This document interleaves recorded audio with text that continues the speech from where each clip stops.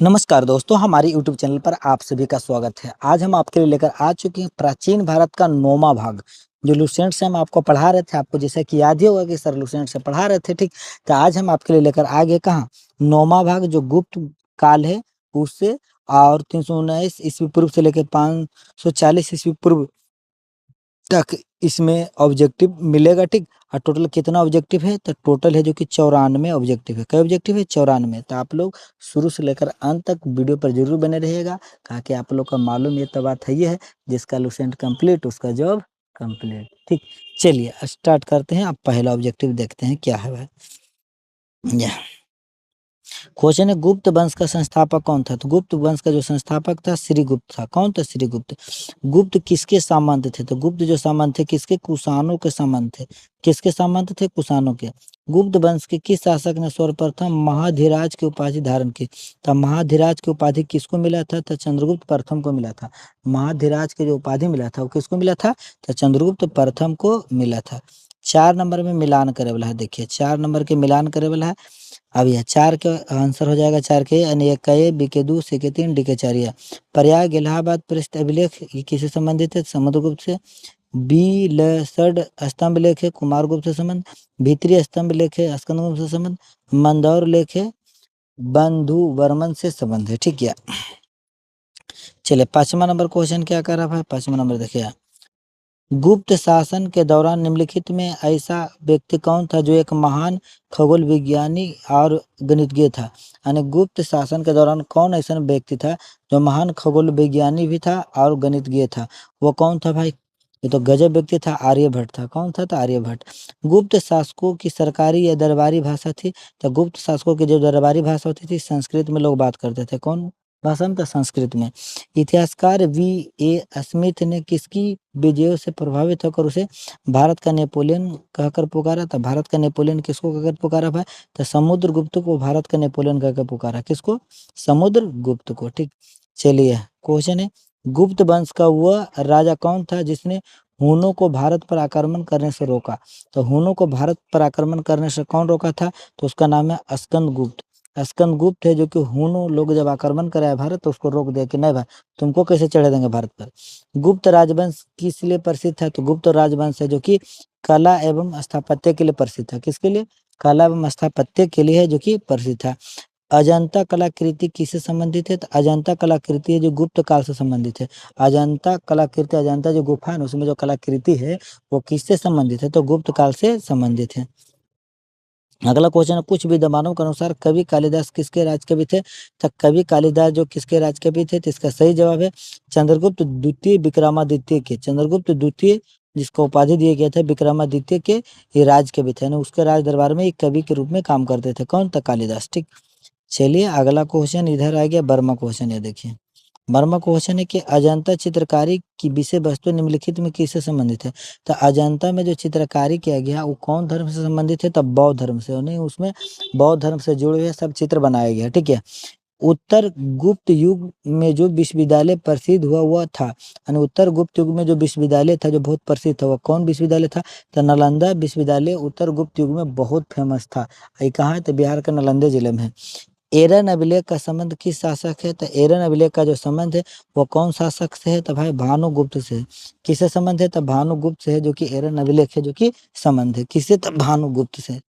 अगला क्वेश्चन है, फायान किसके शासन काल में भारत आया था? तो फायान जो था किसके शासन काल में आया था? चंद्रगुप्त द्वितीय के शासन काल में फायान भारत आया था। फायान कहाँ के यात्री था? तो चीन के यात्री था। और किसके शासन काल में भारत आया था? तो चंद्रगुप्त द्वितीय के शासन काल में भारत आया था, ठीक। चलिए अगला क्वेश्चन यहाँ पर है कि भारतीय संस्कृति का स्वर्ण युग था। भारतीय संस्कृति का स्वर्ण युग किसको बोला जाता है? तो याद रखिएगा, ये गुप्त काल को स्वर्ण युग बोला जाता है। कौन काल को? तो गुप्त काल को स्वर्ण युग बोला जाता है। फयान कहाँ का निवासी था? तो फयान जो था चीन के निवासी था। फयान कहाँ का निवासी था? तो चीन के निवासी था, ठीक। सेतु बंध का रचनाकार परवेशन द्वितीय किस वंश का शासक था? यानी सेतु बंध है जो कि किताब का नाम है, इसका रचनाकार जो था परवस परवर सेन द्वितीय किस वंश का शासक था? तो परवर सेन जो था शासक था वो किस वंश का था? तो वाकाटक वंश का। किस वंश का था? वाकाटक वंश का, ठीक। किस गुप्तकालीन शासक को कविराज कहा गया? यानी कौन शासक है गुप्तकालीन जिसको कविराज कहा गया? तो कौन शासक है? तो समुद्रगुप्त को बोला गया कविराज। क्या बोला गया? कविराज बोला गया। कौन शासक है? तो समुद्रगुप्त को कविराज बोला गया। ठीक है। अगला क्वेश्चन है, स्तनगुप्त को किस स्तंभ लेख में सक्रोपम कहा गया? तो स्तनगुप्त को किस स्तंभ लेख में सक्रोपम कहा गया? तो इसका सही जवाब कौन हो जाएगा? तो कहौम स्तंभ लेख में, कहौम स्तंभ लेख में कहा गया। ठीक है। सक्रोप कहा गया किसको? स्कंदगुप्त को। ठीक। श्रीलंका के राजा मेघवर्मन ने किस स्थान पर भगवान बुद्ध का मंदिर बनवाने के लिए समुद्रगुप्त से अनुमति मांगी थी? यानी श्रीलंका का राजा था मेघवर्मन, आई अनुमति मांगा था भगवान बुद्ध के मंदिर बनाने के लिए। तक समुद्रगुप्त से अनुमति मांगा था। कहाँ बनवाने के लिए अनुमति मांगा था भाई? तो इसका सही जवाब है बोध गया में भगवान बुद्ध के मंदिर बनवाने के लिए अनुमति मांगा था श्रीलंका का राजा। बताइए, गजब क्वेश्चन है भाई। आ गया, मंदिर निर्माण कला का जन्म सर्वप्रथम कब हुआ था? मंदिर निर्माण कला का जो जन्म हुआ वह गुप्त काल में ही हुआ। गुप्त काल से ही बहुत सारा मंदिर बनने लगे थे। चंद्रगुप्त द्वितीय ने विक्रमादित्य की उपाधि कब धारण किया था? चंद्रगुप्त द्वितीय विक्रमादित्य की उपाधि धारण किया था शकों का उन्मूलन करने के बाद, शक को पराजित करने के बाद है जो कि चंद्रगुप्त द्वितीय को विक्रमादित्य की उपाधि दिया गया। गुप्त काल के सर्वाधिक लोकप्रिय देवता कौन थे? गुप्त काल में कौन देवता थे जो बड़ी फेमस थे? तो विष्णु भगवान उसमें बहुत फेमस थे। कौन भगवान? तो विष्णु भगवान गुप्त काल में बहुत प्रसिद्ध थे। ठीक है। अगला क्वेश्चन है, चंद्रगुप्त द्वितीय ने अपने किस विजय की खुशी में चांदी के विशेष सिक्के जारी था? यानी चंद्रगुप्त द्वितीय जो था किस विजय की खुशी में चांदी का खूब सिक्का जारी किया था? तो इसका सही जवाब है शकों को पराजित करने के बाद, क्योंकि शक को हरा दिया था चंद्रगुप्त द्वितीय। इसके बाद इसको उपाधि भी मिला था विक्रमादित्य की, और उसके बाद खूब चांदी के सिक्का चलाया था। कौन? तो चंद्रगुप्त द्वितीय। अगला क्वेश्चन यह है कि मेहरौली यानी दिल्ली स्थित लौह स्तंभ का निर्माण किस सदी में हुआ?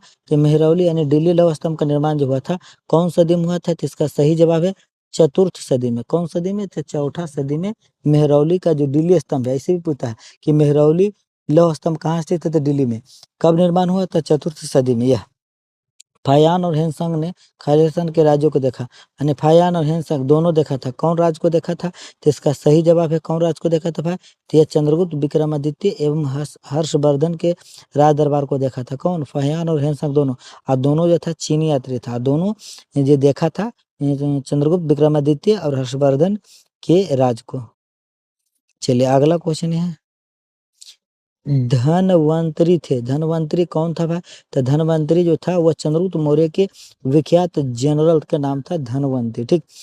मुगल गुप्तकालीन शासन प्रणाली किस प्रकार की थी? तो गुप्त काल के जो शासन प्रणाली था वह था राजतंत्रात्मक। कैसा प्रणाली था? तो राजतंत्रात्मक शासन प्रणाली था गुप्त काल के। ठीक ना।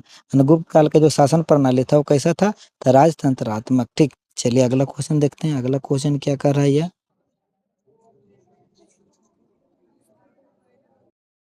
फायान द्वारा रचित ग्रंथ है फोकुओकी। फोकुओकी, देखिए फायान किताब लिखा है जिसका नाम है फोकुओकी। फोकुओकी। ठीक। निम्न में किसका विवरण नहीं मिलता? तो फोकुओकी में किसका विवरण नहीं मिलता है? जिसका सही जवाब है कि बौद्ध धर्म के सिद्धांतों का विवरण नहीं मिलता है। देखिए फायान जो किताब लिखा फोकुओकी उसमें बौद्ध धर्म के सिद्धांतों का वर्णन नहीं मिलता है। ठीक। अगला, गुप्त स्थापत्य कला का सर्वोत्कृष्ट मंदिर निम्न में कौन है? यानी गुप्त स्थापत्य कला का देखा जाए तो सर्वोत्कृष्ट मतलब बहुत अच्छा मंदिर कौन है भाई? तो इसका सही जवाब है देवगढ़ का 10 अवतार मंदिर। यानी देवगढ़ में एगो मंदिर बनाया गया जिसमें बताया गया कि 10 अवतार भगवान लिए हैं। विष्णु भगवान के अवतार लिए हैं तो 10 अवतार। ठीक है। अगला है, अजंता की गुफाओं में किन गुफाओं का निर्माण गुप्त काल में हुआ? यानी कि अजंता की गुफा में ढेर सारा गुफा, तो कौन गुफा का निर्माण है जो कि गुप्त काल में हुआ था?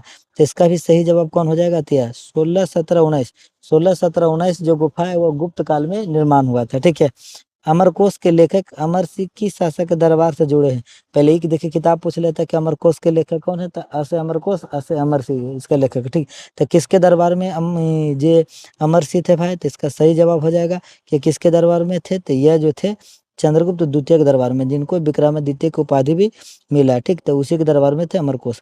गुप्त संवत यानी 319 से 320, 319 से 320 को प्रारंभ करने का श्रेय किसे दिया जाता है? तो गुप्त संवत का जो प्रारंभ करने का श्रेय दिया जाता है वो किसको दिया जाता है? तो चंद्रगुप्त प्रथम के समय से गुप्त संवत है जो कि प्रारंभ हो गया था। ठीक है। अगला क्वेश्चन है, चंद्रगुप्त प्रथम ने गुप्त संवत का प्रारंभ किस उपलक्ष्य में किया?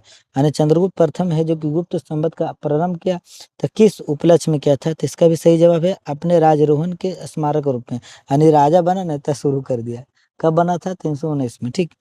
अगला है, प्रयाग प्रसिद्ध अभिलेख का लेखक हरिसेन। देखिए, प्रयाग प्रसिद्ध किताब है, इसका लेखक कौन है? हरिसेन। किस शासक के दरबार के भी था, यानी किसके दरबार में रहते थे? तो इसका सही जवाब हो जाएगा समुद्रगुप्त के दरबार में। किसके दरबार में? समुद्रगुप्त के दरबार में कौन लेखक रहते थे? हरिसेन। उनका किताब का क्या नाम है? तो प्रयाग प्रसिद्ध। अगला क्वेश्चन है, गुप्त काल को प्राचीन भारत का क्लासिक युग क्यों कहा जाता है? तो गुप्त काल को प्राचीन भारत का जो क्लासिक युग कहा जाता है, किस लिए?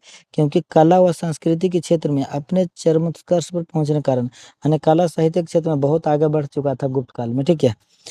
सारनाथ के धमेख स्तूप का विस्तार किस काल में हुआ? तो सारनाथ के धमेख स्तूप, वहां पर धमेख स्तूप है, वो कौन काल में विस्तार हुआ है? तो उसका भाई, तो इसका सही जवाब है गुप्त काल में सारनाथ के धमेख स्तूप है जो कि विस्तार हुआ है। गुप्त काल की सोने की मुद्रा को कहा जाता था, गुप्त काल में जो सोना का मुद्रा था उसको कहा जाता था दिनार। याद रखें, गुप्त काल में जो सोना का मुद्रा होता था उसको क्या कहा जाता था? तो दिनार। कुमार संभव महाकाव्य किस कवि की ने लिखा? तो कुमार संभव किताब का नाम है महाकाव्य है, तो कौन कवि लिखे थे? कुमार संभव है, तो इसका सही जवाब है कालिदास लिखे थे कुमार संभव। कुमार संभव नामक जो पुस्तक है वो कौन लिखे हैं? तो कालिदास। नालंदा विश्वविद्यालय की स्थापना के युग है, यानी कि नालंदा विश्वविद्यालय किस युग में स्थापना हुआ था? तो गुप्त युग में। कुमार गुप्त थे जो कि नालंदा विश्वविद्यालय की स्थापना किया था। ठीक। कौन युग में? तो गुप्त युग में। अगला क्वेश्चन है, गुप्त युग में भू राजस्व की दर थी। गुप्त युग में जो भू राजस्व यानी कि जमीन पर टैक्स लेने का जो दर था वह कितना था? तो उपज का छठा भाग, यानी कि अनाज उपजेगा तो छठा भाग, यानी 6 भाग आप लीजिएगा, 1 भाग हम लेंगे इसे। नगरों का क्रमिक पतन किस काल की एक महत्वपूर्ण विशेषता थी? तो नगरों का क्रमिक पतन है जो कि गुप्त काल की एक विशेष महत्वपूर्ण विशेषता, क्योंकि गुप्त काल में नगर धीरे धीरे पतन हो गया था। किस वंश के शासकों ने मंदिरों में ब्राह्मणों को सबसे अधिक राम अनुदान में दिया था? सबसे ज्यादा दान दिया था ब्राह्मणों को। ठीक। तो यह देखिए किस काल में भाई? तो इसका सही बात है गुप्त वंश में खूब दान देते थे पंडित जी को, खूब। ब्राह्मणों मतलब पंडित जी। अगले अगला क्वेश्चन है, दिल्ली के मेहरौली के कुब्बत उल इला मस्जिद के प्रांगण में स्थित प्रसिद्ध लौह स्तंभ किसकी कृति है? यानी कि देखिए मस्जिद के अंदर है, ठीक ना। अब प्रसिद्ध लौह स्तंभ है जो किसका स्थित है भाई? तो इसका सही जवाब है चंद्र का। किसका? चंद्र का। कालिदास द्वारा है मालविकाग्निमित्र नाटक का नायक कौन है? यानी कालिदास की किताब है मालविकाग्निमित्र, ये किताब है, ठीक है ना, कालिदास लिखे। ठीक। तो इस नाटक का नायक कौन है? कि नायक मतलब मेन हीरो कौन है? तो इसका सही जवाब है इसका जो मेन है वो अग्निमित्र है। कौन था? अग्निमित्र। समुद्रगुप्त की सैनिक उपलब्धियों का वर्णन उसके किस अभिलेख में उपलब्ध है? यानी कौन अभिलेख में है जो कि सैनिक उपलब्धियों का वर्णन किया गया है? तो इसका भी सही जवाब हो जाएगा प्रयाग के। किसमें था? प्रयाग के। अगला क्वेश्चन है कि निम्न में किस काल में स्त्रियों की पुरुषों से बराबरी की थी? यानी कौन काल में स्त्रियों की जो बराबरी किया गया था पुरुषों से किया गया था? तो इसका सही जवाब है गुप्त काल में। किस काल में? तो गुप्त काल में। कौन सा राजवंश हूनों के आक्रमण से अत्यंत विचलित हुआ? यानी हून जब आक्रमण किए तो अत्यंत विचलित रह गया। कौन राजवंश भाई? तो वो कौन राजवंश था जो पूरा विचलित हो गया था? गुप्त, गुप्त राजवंश। ठीक। निम्नलिखित में कौन सा नाटक कालिदास ने नहीं लिखा? यानी एरा में है ढेर सारा 4 ऑप्शन है, तो इसमें कौन नाटक है जो कि कालिदास ने नहीं लिखे थे? तो इसका सही जवाब हो जाए जानकी हरण। देखिए मालविकाग्निमित्र भी लिखे, विक्रमो मोर व स्वयं भी लिखे, अभिज्ञान शकुंतलम भी लिखे, लेकिन जानकी हरण नहीं लिखे। ठीक है। चलिए अगला क्वेश्चन है, अजंता गुफाओं के सरीखी यानी या जैसी गुफाएं मध्य प्रदेश में है कहाँ है? यानी कि अजंता गुफा जैसा भी मध्य प्रदेश में वो गुफा वो कहाँ है भाई? तो इसका सही जवाब हो जाएगा वह है बागहानी धार में। बागहानी धार में। ठीक। गुप्त वंश ने खालिस्तान अवधि में शासन किया, यानी कब से कब तक शासन किया गुप्त वंश भाई? तो याद रखिएगा 319 ईस्वी से लेकर 500 ईस्वी तक पूरे भारत में है जो कि गुप्त वंश के शासन था। बाल विवाह की प्रथा आरंभ हुई थी, यानी कहिया जो कि बाल विवाह की प्रथा आरंभ हो गया था छोटे को में ब्याह करे के? तो गुप्त काल में शुरू हुआ था बाल विवाह का प्रथा, बुच्ची को ब्याह करे वाला प्रथा।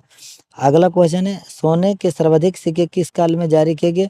तो सोना का सबसे ज्यादा सिक्का जो जारी किया था गुप्त काल में, सबसे ज्यादा सोना सिक्का गुप्त काल में जारी किया गया था।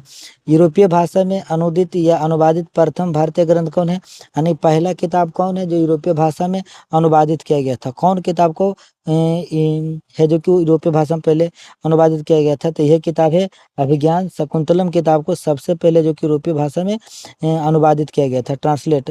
सती प्रथा का पहला उल्लेख कहाँ से मिलता है, तो सती प्रथा का जो पहला उल्लेख मिलता है वह एरन अभिलेख से मिलता है। याद रखिएगा, मस्ट इंपोर्टेंट क्वेश्चन है कि एरन अभिलेख से सती प्रथा का उल्लेख मिलता है। सती प्रथा पर रोक भारत के कौन व्यक्ति लगाए थे, चलिए जानते हैं, तो उनका नाम आप कमेंट बॉक्स में कमेंट जरूर कर दीजिएगा, ठीक। आज जो कमेंट करिएगा फिर हम रिप्लाई देंगे भाई हाँ सही बात है कि गलत बात है।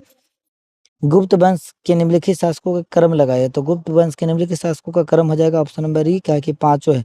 समुद्रगुप्त भी, सॉरी चंद्रगुप्त प्रथम भी पहला में, फिर समुद्रगुप्त, फिर यार ऐसे कैसे हो रहा है, सॉरी इसके लिए, गलती बोल रहे हैं। देखिए पहला है चंद्रगुप्त प्रथम, दूसरा समुद्रगुप्त, तीसरा है चंद्रगुप्त द्वितीय, फिर कुमारगुप्त, फिर है स्कंदगुप्त, यानी ऑप्शन नंबर कौन हो जाएगा ये, सीरियल ढंग से चंद्रगुप्त प्रथम पहले, फिर समुद्रगुप्त, फिर चंद्रगुप्त द्वितीय, फिर कुमारगुप्त, फिर स्कंदगुप्त, ठीक। चलिए अगला क्वेश्चन 57 के बाद 58 नंबर वाला बताते हैं। क्वेश्चन है गुप्तकालीन सिक्कों का सबसे बड़ा ढेर कहाँ से प्राप्त हुआ, यानी गुप्त काल में जो सिक्का चलता था तो उसका सबसे बड़ा ढेर कहाँ से प्राप्त हुआ, तो इसका सही जवाब हो जाएगा बयाना से, बयाना से, यानी भरतपुर में पड़ता बयाना, वहीं से सबसे ज्यादा प्राप्त हुआ, ठीक। किस गुप्त शासक को नालंदा विश्वविद्यालय के संस्थापक माना जाता है, तो कौन गुप्त शासक को माना जाता है भाई कि नालंदा विश्वविद्यालय के स्थापना किए थे, तो कुमारगुप्त को, कुमारगुप्त प्रथम को माना जाता है, किसको, तो कुमारगुप्त प्रथम को, ठीक है। अगला क्वेश्चन कथन है कि प्राचीन भारत में समांतर व्यवस्था का अभ्युदय सैनिक अभियानों में देखा जा सकता है। दूसरा, गुप्त काल में समांतर व्यवस्था का पर्याप्त विस्तार हुआ था, तो इसका सही जवाब कौन हो जाएगा, ऑप्शन नंबर बी, कि ए और आर दोनों कथन है सही है, किंतु आर है जो कि ए की व्याख्या नहीं करता है, यानी आर है जो कि ए की व्याख्या नहीं करता, ठीक है। क्वेश्चन है कि गुप्त काल में उत्तर भारतीय व्यापार निम्नलिखित किस एक पतन से संचालित होता था, कौन पतन से संचालित होता है, तो ताम्रलिप्ति से, कहाँ से, तो ताम्रलिप्ति से। गुप्त शासकों द्वारा जारी किए गए चांदी के सिक्के कहलाते थे, तो गुप्त शासक जो भी चांदी के सिक्का जारी करते थे उसको बोला जाता था रूपक। याद रखिएगा क्या बोला जाता था, रूपक बोला जाता था। गुप्त शासक जो भी चांदी का सिक्का जारी करते थे उसको क्या बोला जाता था, रूपक। अगला क्वेश्चन है कि सूची 1 को सूची 2 से मिलाना है, तो इसका सही जवाब हो जाएगा ऑप्शन नंबर सी, ठीक। ए का 2 होगा, यानी विशाख दत्त, इसका इनका संबंध है नाटक से। बी का 3 होगा, वराह मिहिर, खगोल विज्ञान संबंध है। सी का 1 होगा, चरक, चिकित्सा संबंधित है। और ब्रह्मगुप्त है जो कि गणित से संबंधित है, ठीक है। चलिए डी का कितना हो जाएगा, 4, यानी विशाख दत्त का संबंध है नाटक से, वराह मिहिर का संबंध है खगोल विज्ञान से, चरक का संबंध है चिकित्सा से, ब्रह्मगुप्त का संबंध है गणित से, ठीक। चलिए अगला क्वेश्चन में आते हैं। अगला क्वेश्चन है कि चंद्रगुप्त द्वितीय के काल में विद्या, कला व साहित्य का महान केंद्र कौन सा था, यानी विद्या के लिए भी फेमस केंद्र था, कला के लिए भी फेमस केंद्र था, साहित्य के लिए, तो कौन जगह था, तो इसका सही जवाब हो जाएगा उज्जैन। उज्जैन था चंद्रगुप्त द्वितीय के शासनकाल में फेमस जगह, जहाँ कला विज्ञान और साहित्य का महान केंद्र था, ठीक है। कालिदास की किस कृति की गिनती विश्व की 100 प्रसिद्ध साहित्यिक कृतियों में होती है, यानी कि 100 किताब में देखा जाए तो एक किताब इनका भी है, कालिदास का भी। तो कौन किताब है जो इतना फेमस है, और जरूर याद रखेगा एग्जाम में पूछ सकता है, ठीक। तो कौन किताब है, अभिज्ञान शकुंतलम, सबसे पहले यह किताब का है जो कि यूरोपीय भाषा में अनुवादित किया गया था, सबसे पहला किताब। लेकिन मार दी जाए भागवत गीता रामायण ये सब के ना, सबसे पहले कालिदास वाला लेखे वह अभिज्ञान शकुंतलम को, ठीक है। अगला है वर्तमान गणित में दशमलव प्रणाली का आविष्कार का श्रेय निम्न में किस युग को है, यानी कौन युग में दशमलव, जैसे बोलते हैं ना 1.423 ऐसे 2.14, तो ये सब है जो कि किसका श्रेय किस युग में माना जाता है, ठीक। तो इसका श्रेय जो माना जाता है वो कौन युग में माना जाता है भाई, तो इसका सही जवाब हो जाएगा गुप्त युग में, गुप्त युग में, ठीक ना। कौन युग में, तो गुप्त युग में, ठीक है। चलिए अगला क्वेश्चन में क्वेश्चन है कि निम्न में कौन सा गुप्त वंश के पतन का कारण नहीं था। यहाँ पर तो चार कारण दे, लेकिन कौन एक कारण है जो गुप्त वंश के पतन का कारण नहीं है, तो इसका सही जवाब हो जाएगा ऑप्शन नंबर डी, सत्ता के नियंत्रण के लिए आंतरिक हल, ई वाला नहीं होगा, ठीक। निम्नलिखित में किस गुप्त शासक ने अपने सिक्कों पर अपने को बिना बजाते हुए अलंकृत आकृत आकृति में अंकित करवाया, अलंकृत ने आकृति में अंकित करवाया था, तो कौन था? तो वह था समुद्रगुप्त। कौन था? समुद्रगुप्त। बीना बजाता था और ऐसा चित्र छपाया था सिक्का में। ठीक, चलिए इसका अगला क्वेश्चन देखते हैं। यह क्वेश्चन हुआ, प्रथम भारतीय विद्वान कौन था जिसने गणित को एक पृथक विषय के रूप में स्थापित किया, यानी गणित को एक अलग विषय में ही स्थापित कर दिया। वो कौन प्रथम भारतीय थे? तो उनका नाम था आर्यभट्ट। कौन थे? तो आर्यभट्ट। गुप्तकालीन पुस्तक नवीनतकम का संबंध है, तो गुप्तकालीन पुस्तक है नवीनतकम। इसका संबंध किससे है? तो इसका संबंध है चिकित्सा से, चिकित्सा के क्षेत्र से, डॉक्टरी क्षेत्र से। ठीक, किसका? नवीनतकम का संबंध है। चलिए अगला क्वेश्चन इधर आते हैं, 71 नंबर। यह तांबा का सिक्का जारी करने वाला पहला गुप्त शासक कौन था? यानी कि तांबा का सिक्का जारी किया था कौन शासक? जो पहला शासक कौन था जो तांबा का सिक्का जारी किया था? तो रामगुप्त। रामगुप्त है जो कि तांबा का सिक्का जारी किया था गुप्त काल में। ठीक, ऐसे तो गुप्त काल में सब ज्यादा सोने का सिक्का जारी हुआ, लेकिन रामगुप्त को की समझ में आया कि तांबा का सिक्का चला दिया। ठीक, मिलाइए भाई, अब मिलान करे वाला आ गया 72 नंबर क्वेश्चन। ठीक है, देखिए अब अधिकतर यहाँ पर ढेर सारा मिलाने करे वाला आएगा। ठीक, तो 72 का जवाब हो जाएगा ऑप्शन नंबर ए का ए, बी के 2, सी के 3, डी के 4। समुद्रगुप्त का संबंध है प्रयाग प्रसिद्धि से। चंद्रगुप्त द्वितीय का संबंध है मेहरौली लो स्तंभ लेख से। स्कंदगुप्त का संबंध है भीतरी स्तंभ लेख से। अब बुधगुप्त का संबंध है पहाड़पुर ताम्रपत्र से। तो पहाड़पुर ताम्रपत्र से संबंध किसका है? बुधगुप्त का। भीतरी स्तंभ लेख के संबंध किसका है? तो स्कंदगुप्त का। मेहरौली लो स्तंभ का लेख किससे संबंधित है? चंद्रगुप्त द्वितीय का। प्रयाग प्रसिद्धि का संबंध किससे था? समुद्र गुप्त का। ठीक है, अगला क्वेश्चन है 73 नंबर की, मिलाइए सम्मिलित कीजिए भाई, सुमेलित करें यानी कि मिलान करना है। ठीक है, तो 73 का सही जवाब हो जाएगा एक, यानी एक का ए, बी के 2, सी के 3, डी के 4। कुमार देवी प्रकार चंद्रगुप्त प्रथम, यानी मुद्रा के प्रकार है कुमार देवी प्रकार, किसके शासन काल में? चंद्रगुप्त प्रथम। वीणा वादन प्रकार इस समुद्रगुप्त का है। ठीक ना। चक्र विक्रम प्रकार चंद्रगुप्त द्वितीय का। कार्तिकेय प्रकार है कुमार गुप्त प्रथम का। सिक्का के प्रकार है, देखिए कुमार देवी प्रकार सिक्का पूछ दे किसके शासन काल में? तो चंद्रगुप्त प्रथम के। वीणा वादन प्रकार पूछ दे किसके शासन काल में सिक्का चलता था भाई? तो समुद्रगुप्त के। ठीक, चक्र विक्रम प्रकार पूछ दे तो चंद्रगुप्त द्वितीय के। कार्तिकेय प्रकार पूछ दे तो कुमार गुप्त प्रथम के। ठीक, चलिए अगला क्वेश्चन पर आते हैं, फिर कह रहा है मिलान कीजिए यह। चलिए इसका सही जवाब क्या हो जाएगा कि मिलान करना है? तो option number D. Option number D 74 का सही हो जाए, एक का एक। एक का एक चंद्रगुप्त प्रथम का इसको उपाधि मिला था महाधिराज, यानी कि पूछ देगा ऑब्जेक्टिव में कि महाधिराज किनको उपाधि मिला था? चंद्रगुप्त प्रथम को। ठीक है, बी का दो है, देखो समुद्रगुप्त को उपाधि मिला था अश्वमेध पराक्रम। अश्वमेध पराक्रम को उपाधि मिला था समुद्रगुप्त को। और चंद्रगुप्त द्वितीय को मिला था परम भागवत। परम भागवत जो मिला था किसको उपाधि मिला था? चंद्रगुप्त द्वितीय को। स्कंदगुप्त को मिला था सक्रोपम। सक्रोपम जो उपाधि मिला था किसको मिला था? स्कंदगुप्त को। ठीक, चलिए 75 नंबर क्वेश्चन, ये भी मिलान करे वाला है। तो 75 का जवाब कुछ हो जाएगा ऑप्शन नंबर ए, एक का ए, बी का 2, सी का 3, डी का 4। चंद्रगुप्त की पत्नी का क्या नाम था? कुमार देवी, यानी कि जो लिच्छवी के राजकुमारी थी। रामगुप्त के पत्नी का नाम था ध्रुव देवी। समुद्रगुप्त के पत्नी का नाम था दत्ता देवी। रुद्रसेन द्वितीय के पत्नी का नाम था प्रभावती गुप्ता। सबके जनियों का नाम है तो दिलो को जी देख ला। यह चंद्रगुप्त प्रथम के पत्नी का नाम था क्या? कुमार देवी, जो लिच्छवी की राजकुमारी थी। रामगुप्त के पत्नी का नाम था ध्रुव देवी। और समुद्रगुप्त के पत्नी का नाम था दत्ता देवी। और रुद्रसेन द्वितीय के पत्नी का नाम था प्रभावती गुप्त। प्रभावती गुप्त। ठीक है, चलिए अगला क्वेश्चन है 76 नंबर। हम लोग को कहाँ तक जाना? 94 तक। ठीक है, किस गुप्त शासक ने दक्षिण पथ में स्थित 12 राज्यों का धर्म विजय किया था? 12 राज्यों का धर्म विजय किया था, कौन गुप्त शासक था भाई? तो इसका सही जवाब है समुद्रगुप्त। 12 राज्यों पर ही विजय प्राप्त किया था, कौन था? समुद्रगुप्त। सर्वरा सर्वराज्योच्छेता यानी सभी राजाओं को उखाड़ फेंकने वाला की उपाधि किसने धारण की थी? सर्वराज्योच्छेता किसको उपाधि मिला था? तो इस उपाधि मिला था समुद्रगुप्त के, क्योंकि 12 राज्य जीत लिया था।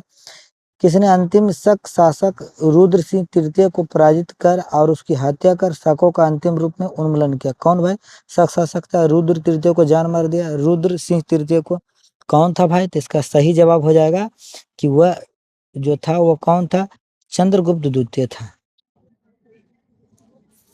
चंद्रगुप्त द्वितीय, जिस शक शासक रुद्र इसी तृतीय को हरा दिया था और हत्यो कर दिया था। ठीक है, सूची 1 को सूची 2 से मिलान करना है। ठीक, चलिए तो इसका कौन हो जाएगा आंसर, पहले इसका आंसर देख लेते हैं। इसका हो जाएगा ये 1 नंबर, एक के 1, बी के 2, सी के 3, डी के 4, यानी ए नंबर होगा ऑप्शन। ठीक है, देखिए आर्यभट्ट, आर्यभट्ट के रचना का नाम है आर्यभट्टीय। देखिए आर्यभट्ट किताब के लेखक कौन है, आर्यभट्ट। धनवंतरी, ये नवीनतम जो किताब है उसका लेखक कौन है, धनवंतरी। ब्रह्म सिद्धांत किताब के लेखक कौन है, ब्रह्मगुप्त। ठीक है, पंच सिद्धांतक के लेखक कौन है, तो ब्राह्मण। देखिए इधर किताब का नाम है और इधर लेखक का नाम है, कौन उसका लेखक है। ठीक, चलिए 80 नंबर क्वेश्चन में आते हैं। सुदर्शन झील जिसका निर्माण चंद्रगुप्त मौर्य ने सौराष्ट्र प्रांत के गवर्नर पुष्यमित्र ने करवाया था तथा जिसकी मरम्मत पहली बार शक शासक रुद्रदमन ने करवाई थी, दूसरी बार मरम्मत किसने करवाया, यानी पहली बार रुद्रदमन करवाया था, दूसरी बार मरम्मत कौन करवाया था, तो इसका सही जवाब है दूसरी बार कराया था स्कंदगुप्त। दूसरी बार मरम्मत कौन कराया था, तो स्कंदगुप्त। 81 नंबर का मिलान कीजिए, तो इसका मिलान ऑप्शन नंबर ए हो जाएगा, ए का ए, बी के 2, सी का 3, डी के 4। देखो भुक्ति प्रांत यह है जो कि ऊपरी था, विषय या जिला विषयपति, इसका जो प्रशासक होता था विषयपति कहलाता था, नगर का नगरपति, ग्राम का ग्रामी कहलाता था प्रशासक। ठीक, चलिए अगला क्वेश्चन में आते हैं। कह रहा है कि यहाँ पर क्वेश्चन कह रहा है कि कौन सुमेलित नहीं है, मतलब सही से मिला हुआ नहीं, तो ऑप्शन नंबर डी महास्पति गज सेना का अध्यक्ष, ये जो होता था गलत बात है, बाकी सब सही है। ठीक, चलिए 83 नंबर कह रहा है कि मिलान कीजिए, मिलान करना है 83 का, 83 का ऑप्शन हो जाएगा ए सही, एक का ए, बी का 2, सी का 3, डी का 4। एक का है क्षेत्र भूमि, कृषि योग्य भूमि को कहा जाता था, वास्तु भूमि, निवास योग्य भूमि कहा जाता था, अपृहत भूमि, जंगली भूमि कहा जाता था, खील भूमि, कृषि के लिए अनुपयुक्त भूमि को, जो कृषि के लिए उपयुक्त हो ही नहीं सकता उसको बोला जाता था खील भूमि। चलिए यह क्वेश्चन है कि कौन सही सुमेलित नहीं, यानी कौन सही मिला हुआ नहीं है, तो इसका जवाब हो जाएगा ऑप्शन नंबर ए कि प्रयाग प्रस्थ के जो लेखक है रवि कृति, ये बात गलत है। ठीक, कौन सही सुमेलित नहीं है, तो कौन सही सुमेलित नहीं है, तो इसका सही जवाब हो जाएगा डी कि भर्तृहरि, ये मेघदूत नहीं, मेघदूत के लेखक तो कालिदास नहीं थे, ये जवाब को डी नंबर गलत है। चलिए 85 नंबर कह रहा है कि मिलान कीजिए, सूची 1 को सूची 2 से मिलाइए, तो इसका सही जवाब हो जाएगा ऑप्शन नंबर ए का ए, बी का 2, सी का 3, डी का 4। श्रेष्ठी यानी साहूकार को बोला जाता था, सार्थवा व्यापारी को, कुलिक शिल्पी या कारीगर को, कायस्थ बोला जाता था लेखक को। ठीक, श्रेष्ठी किसको बोला जाता था, साहूकार को, सार्थवा किसको बोला जाता था, व्यापारी को, कुलिक किसको बोला जाता था, शिल्पी या कारीगर को, कायस्थ किसको बोला जाता था, लेखक को। आइए देखिए 87 नंबर क्वेश्चन है, मिहिर कुल का संबंध था, तो मिहिर कुल का संबंध किससे था, तो हून से, हून से जो था मिहिर कुल का संबंध था। ठीक, कनौज को सर्वप्रथम महत्व प्रदान करने वाले थे, तो कनौज को सबसे पहले जो विशेष महत्व प्रदान किया था मौखरी किया था, कौन, तो मौखरी सबसे पहले है जो कि विशेष महत्व प्रदान किया था। गुप्त राजा जिसने विक्रमादित्य की पदवी ग्रहण की थी वो कौन था, तो किसको विक्रमादित्य की उपाधि मिला था, तो इसका सही जवाब है चंद्रगुप्त द्वितीय को विक्रमादित्य की उपाधि मिला था। चलिए अगला क्वेश्चन है, कुतुब मीनार के निकट स्थित लौह स्तंभ वैज्ञानिकों का ध्यान क्यों खींच रहा है, तो लौह स्तंभ जो है क्यों खींच रहा है, तो क्योंकि उसकी जंग रोधकता कारण उस पर जंग नहीं लगता है, लोहा है फिर भी उस पर जंग नहीं लगता, बताइए कितना दिन हो गया फिर भी नहीं, ये चलते वैज्ञानिक लोग आकर्षित होते हैं। पुंड्रवर्धन भुक्ति यानी प्रांत अवस्थित है कहाँ है भाई, तो इसका सही जवाब हो जाएगा उत्तर बंगाल में, पुंड्रवर्धन भुक्ति प्रांत कहाँ था, उत्तर बंगाल में है। ठीक, चलिए अब मात्र 2 क्वेश्चन बच रहा है, 3 क्वेश्चन नहीं। चलिए 92 नंबर है कि प्राचीन भारत में गुप्त काल से संबंधित गुफा चित्रांकन के केवल 2 उदाहरण उपलब्ध हैं, इनमें एक अजंता की गुफा में किया गया चित्रांकन है और गुप्त काल के चित्रांकन का दूसरा अवशिष्ट उदाहरण किस स्थान पर है, पहला तो अजंता गुफा है, दूसरा कौन है भाई, तो दूसरा याद रखिएगा हुआ बाघ गुफा है, कौन गुफा है, तो बाघ गुफा, ऑप्शन नंबर ए हो जाएगा बाघ गुफा। परम भागवत उपाधि धारण करने वाला प्रथम गुप्त शासक कौन था, जिसको बोला जाता था परम भागवत, तो परम भागवत किसको बोला जाता था, तो समुद्रगुप्त को बोला गया था परम भागवत। ठीक, भारत का नेपोलियन किसको कहा जाता है? इन्हीं को जी, समुद्रगुप्त को। चलिए अगला क्वेश्चन है इस चैप्टर का लास्ट क्वेश्चन कि रेशम बुनकरों की श्रेणी की जानकारी निम्नलिखित किस शिलालेख से मिलती है? तो रेशम बुनकरों को जी जानकारी मिलता है किस शिलालेख से? तो दसपुर शिलालेख से। किससे? तो दसपुर शिलालेख से।